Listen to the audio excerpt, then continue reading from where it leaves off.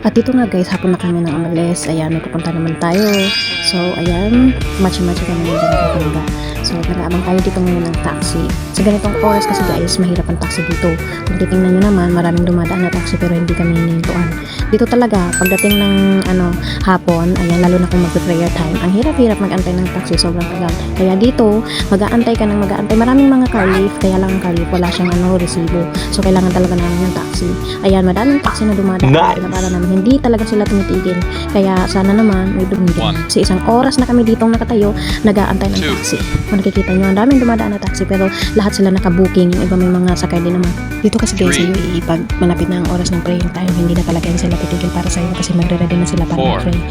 Priority talaga nila dito guys, ang pag-pray. Kaya pag oras na talaga ng praying, kailangan na talang tumigil kahit nagtatrabaho pa sila. Ganun sila. Ganun sila ka-dedicated sa religion nila. Masakit pa naman yung tiyan yung isa na yan. Kaya ayan, lumipat kami dito at dito kami nakakita ng taxi. Mabuti na lang mabait si Manong. Kaso sobrang traffic naman kaya mababa na kami. Malayo pa kami sa pupuntahan namin. Ay hindi pala, pinababa pala kami ni Manong driver kasi malapit na rin daw, lakaran na lang daw namin. Ewan ko ba, kung traffic talaga ng Jera, ayan. Marami talagang traffic, sobrang traffic talaga dito. Kaya inaayawan ng mga taxi pag dito ang punta. Kaya ayan, tatawid na lang tayo at maglalakad. Di bali na mainit, may payong naman kami. Kung makikita nyo guys, kami lang talaga ang nag-iisang nakapayong talaga pag Pinoy. Sa Pinoy ka lang talaga bibilib guys na kahit nasa labas, nasa ibang bansa, ayan, magpapayong talaga, diba?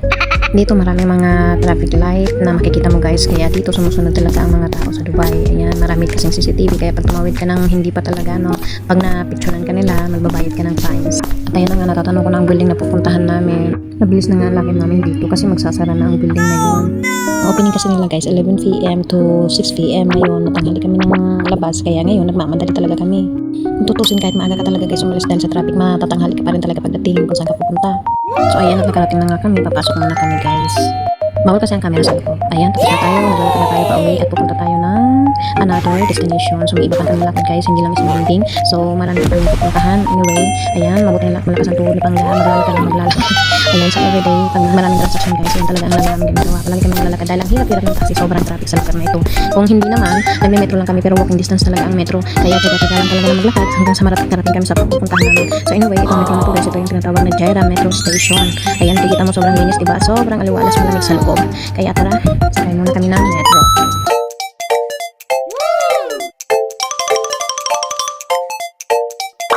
Nice!